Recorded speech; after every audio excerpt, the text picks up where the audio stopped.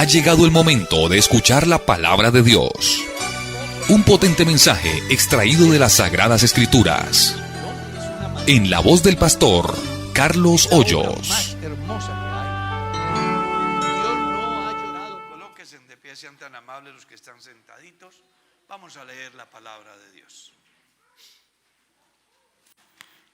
Ahí pueden leerla en letra grande los que no tienen su Biblia.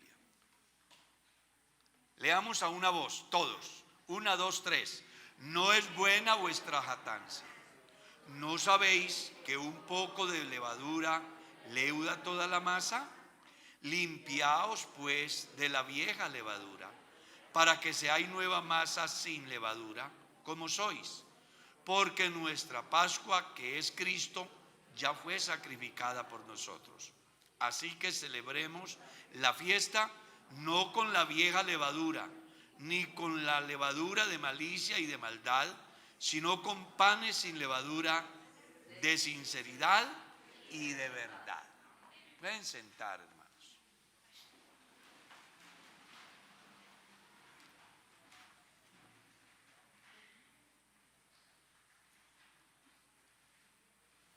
Se presentaba una situación bien interesante en Corinto, donde se disputaban a los líderes de la iglesia. Habían 3 grandes líderes en la iglesia,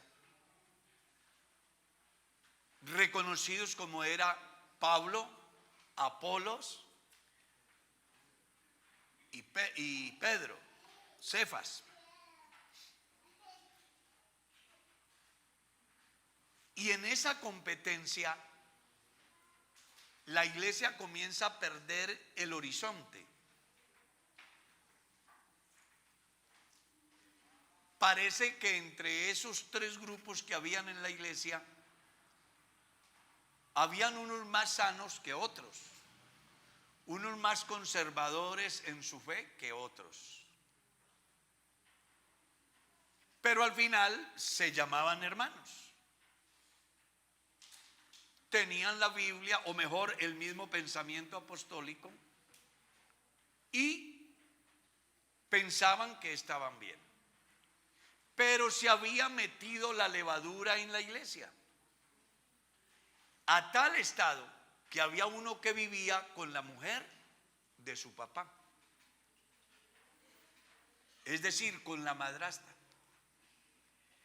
Pero en ese conflicto que había entre todos ellos, no le habían prestado importancia a ese fenómeno de pecado que había hecho incursión en la iglesia, y que mientras ellos discutían, yo soy de Apolos, yo soy de Pablo, yo soy de Cefas, la levadura seguía contaminando la iglesia. En razón a eso es que el apóstol les dice: dejen de jactarse, no se jacten, no se llenen de vanagloria. ¿O es que ustedes no saben que un poco de levadura leuda toda la masa? Todos sabemos que la levadura busca ¿qué? Hacer crecer el pan. ¿Ah? El tamaño. En una iglesia que había más de 20,000 creyentes, un pecado de incesto aparentemente no era mucho, pero la iglesia estaba aceptando ese comportamiento, y eso iba a ir a desencadenar en otra cantidad de pecados, como lo vamos a ver más adelante. El caso de la murmuración contra el pastor, el caso de consumir cosas sacrificadas a los ídolos, el caso de participar de la mesa del Señor y de la mesa de los demonios. Pero todo había comenzado muy leve, una discusión entre creyentes sobre sus líderes, y habían dejado de mirar al verdadero líder, que se llama Jesús. Cuando los seres humanos comenzamos a mirar a los hombres y no miramos a Dios, terminamos como los hombres, pues al final somos hombres, es decir, carnales. Así de sencillo, carnales. Porque la Biblia habla del hombre natural, del hombre espiritual y del hombre carnal. El hombre natural es el que nunca ha oído el evangelio, no sabe qué es el evangelio. El hombre espiritual es esa persona que ha oído el evangelio y lo entiende y lo vive, da frutos. Y el hombre carnal que teniendo conocimiento del evangelio se enreda en asuntos de acá, como el caso de estos señores que decían: yo soy de Apolos, yo soy de Pablo, yo soy de Cefas. Y entonces Pablo dice: y yo de Cristo. Porque al final Él es nuestro Salvador. Él es el objeto de nuestra alabanza. Bendito sea Dios. Y punto seguido les enseña que se limpien. Limpiaos pues de la vieja levadura. Es decir, ese comportamiento le compete solo a los que no han nacido de nuevo, a las personas que no conocen a Dios. Pero ustedes son nuevas criaturas. Ustedes son gente regenerada. No puede ser que a estas alturas todavía estén vestidos con ese vestimenta vieja que lo único que hacía era aparentar, pero que no representaba en sí la eficacia de la gracia de Dios en la vida de los cristianos. Él dice: despójense de eso, de esa levadura. Despójense de esa levadura para que seáis nueva masa, sin levadura como sois, porque nuestra Pascua, que es Cristo, ya fue sacrificada por nosotros. ¿Escuchó eso? Así que celebremos la fiesta, no con la vieja levadura, ni con la levadura de malicia y de maldad, sino con panes sin levadura, de sinceridad y de verdad. Cuando uno va al Éxodo capítulo 12, encuentra que la Pascua duraba 7 días. Pero una de las cosas que se requería era que en ninguna casa de familia durante esos 7 días hubiera levadura. Era tan grave esto que dice la Biblia que la familia que tuviese levadura durante esos 7 días en su casa o comiera pan leudado, dice, era cortado del pueblo. Porque a Dios no le agradan las cosas a medias. Si usted quiere saber dónde está, aquí se lo dejo. Éxodo capítulo 12, bien pueda léalo, el versículo 12 al versículo 13. Ahí va a encontrar usted, dice: pues yo pasaré aquella noche por la tierra de Egipto y heriría a todos los primogénitos de la tierra de Egipto, así de hombres como de bestias, y ejecutaré mis juicios en todos los dioses de Egipto, yo Jehová. Y la sangre os será por señal en la casa donde vosotros estéis, y veréis la sangre y pasaré de vosotros, y no habrá más en vosotros plaga de mortandad cuando hiera la tierra de Egipto. Verso 14.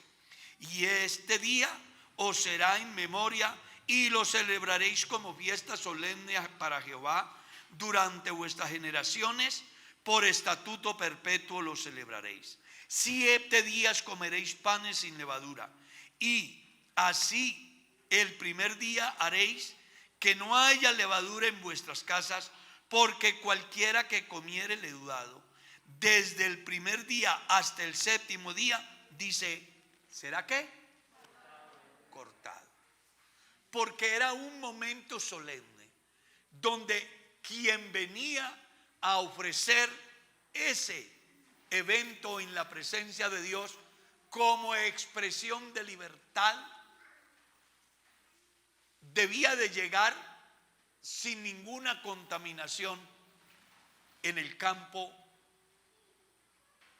material que tenía que ver con los panes que consumía. Pablo, trayendo ese pensamiento, dice que los cristianos, a diferencia de aquellos, debemos de vivir una vida no leudada, pero ya no de la levadura que utilizaban para el pan, sino de la levadura del pecado. El pecado entra de una manera sutil, a veces uno ni se da cuenta, y cuando abre los ojos uno tiene cualquier cantidad de problemas. Recuerden su vida cristiana que las cosas graves nunca comenzaron graves, todas comenzaron leves. ¿Cómo comenzó la frialdad en el cristiano? Vivía pendiente de su vida devocional, oraba en la mañana, al mediodía y por la tarde, leía la palabra, se integraba con los hermanos, hacía devocional, oraba antes de levantarse, oraba antes de acostarse, pero un día dijo, no voy a orar hoy, y no oró. Eso tan insignificante, ya mañana dice, qué pereza, tampoco voy a orar hoy. Leía la palabra, hoy no tengo tiempo, no la lee. Y comienza ese cristiano a desmoronarse lentamente. Y un día dice, no voy a ir al culto hoy. Y no va. Eso porque falta a un culto nada pasa. Pero resulta que al jueves hay una nube que viene. Dice, va a ser invierno hoy. Yo no me voy a ir a mojar. Entonces no viene al culto. Cuando menos piensa ese cristiano, entonces ya no ora, no lee la palabra, no viene al culto, y el diablo le coloca un pensamiento. La iglesia piensa mal de usted. No se deje ver. Comienza el enemigo a trabajarlo, a irlo aislando, porque eso es lo que hace el diablo. El diablo actúa como un león hambriento que busca a la víctima débil y trata de separarla para darle el golpe mortal. Así hace el diablo con los cristianos. Comienza a leudarlos con cosas que aparentemente no son graves, pero que un día cualquiera resulta tan leudado que termina yéndose con la mujer del vecino, termina consumiendo alcohol, y en un momento de crisis dice, no pude soportar y me fue necesario consumir alucinógenos.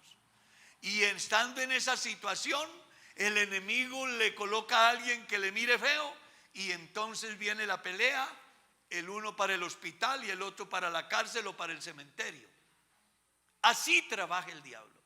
Entonces Pablo aquí está diciendo que los cristianos no se deben de dejar leudar. Convoca al cristiano a celebrar nuestra Pascua, que ya no es como la que hacía Moisés, porque nuestra Pascua ya no es con el Cordero del Hombre. Recuerde que la Pascua en el tiempo de Moisés era con el Cordero del Hombre. Cada familia sacrificaba un cordero, macho y de lo mejor. Si la familia no se podía comer el cordero completo, reunía a los vecinos suficientes como para comerse en el cordero. Porque ese era el cordero ¿de quién? Del hombre. Pero cuando Juan el Bautista vio a Jesús, dijo, he aquí el cordero ¿de quién? De Dios. De Dios. Porque el cordero del hombre, el hombre va y lo compra. El hombre lo puede criar. El hombre lo puede tener ahí en su rebaño. Pero el cordero de Dios vino del cielo. Usted verá si lo alaba, hermano.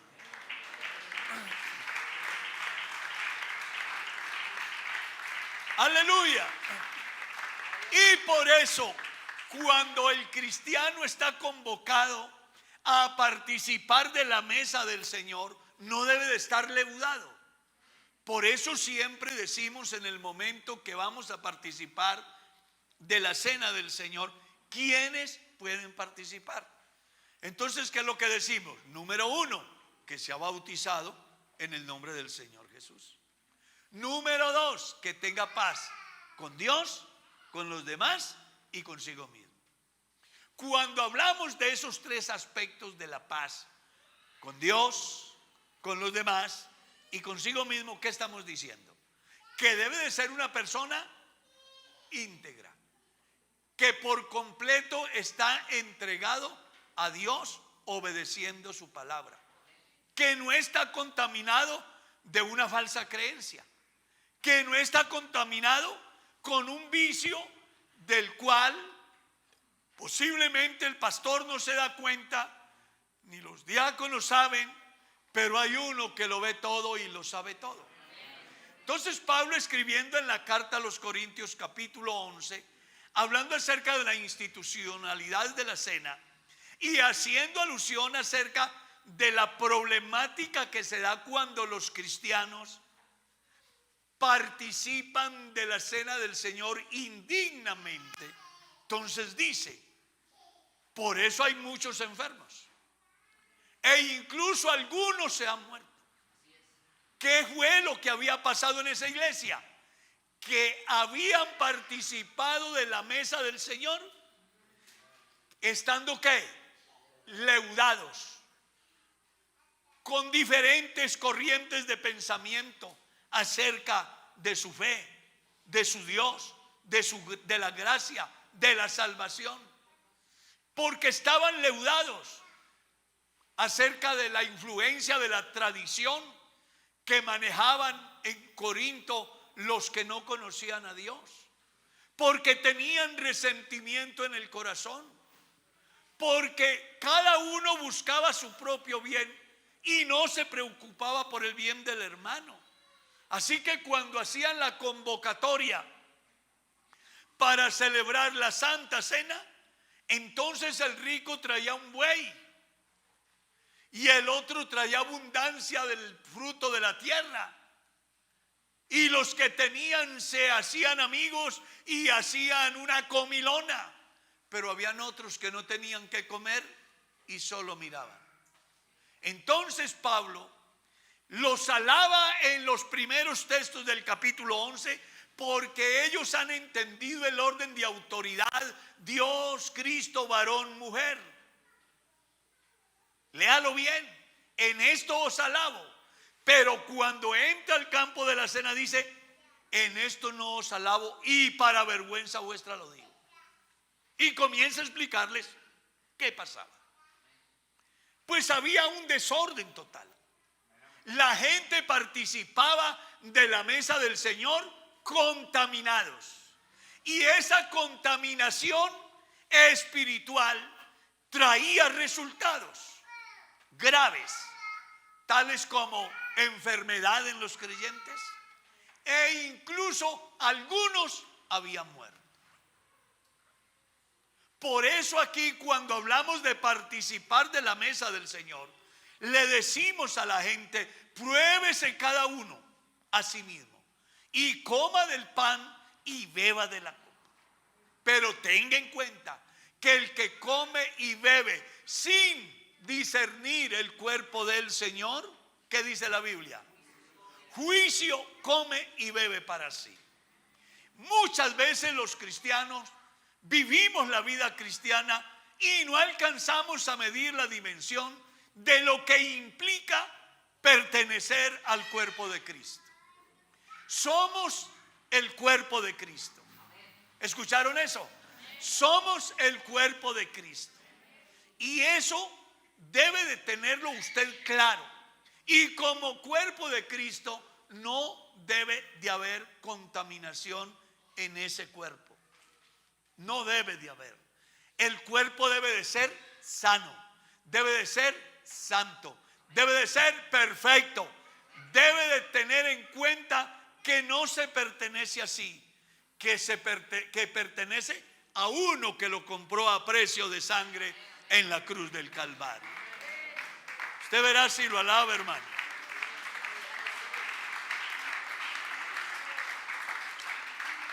Entonces ahora vamos a participar de la mesa del Señor.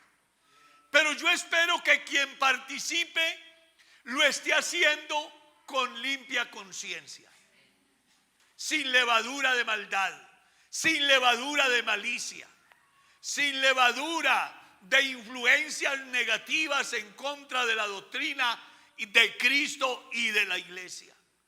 Alguien que tenga una mente totalmente regenerada, transformada, donde ya no mire como mira el hombre del común, sino que vea con los ojos del Espíritu la inmensidad y la infinidad del Dios que adora y en el cual dice que cree. Nosotros no estamos frente al monte que humeaba, que temblaba y que se oían relámpagos. Aquí estamos frente a la misma presencia de Dios. Estamos frente a Jesús. Alaben su nombre. Alaben su nombre.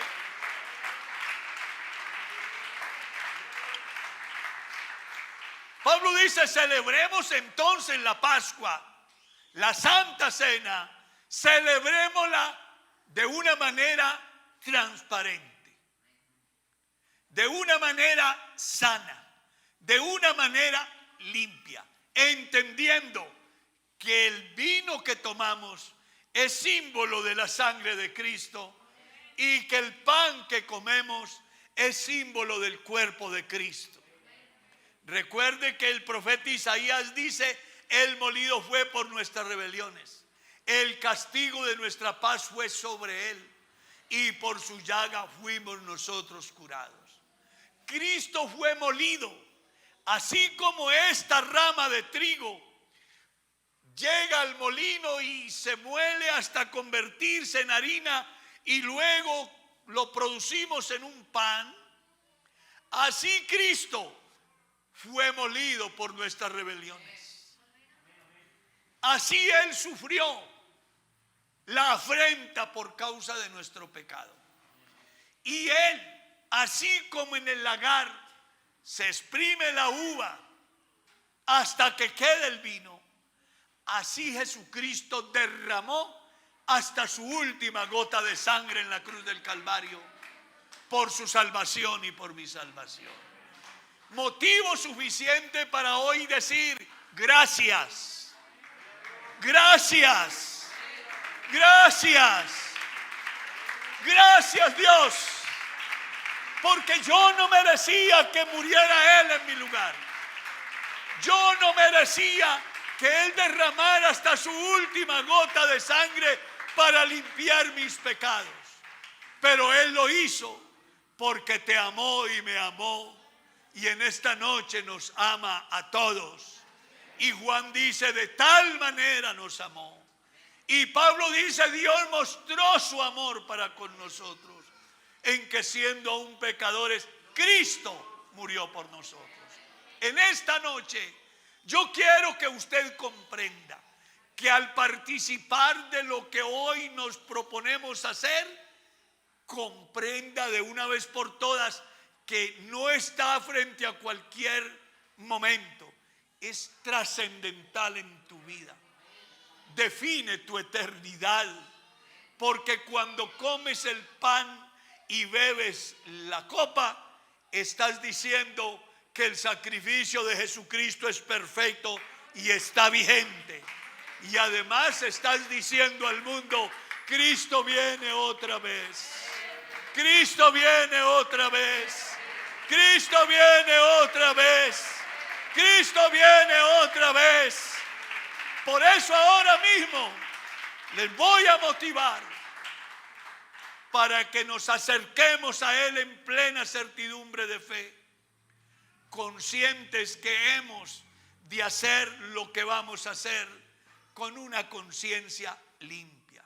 Y si alguien aquí quiere participar de la cena, pero tiene un problema que lo aqueja, una culpa de conciencia que no le deja tener paz, yo te invito a que acudas al manantial que sale del costado de Jesús, te laves en él, puedas ser limpio y puedas participar de la mesa del Señor.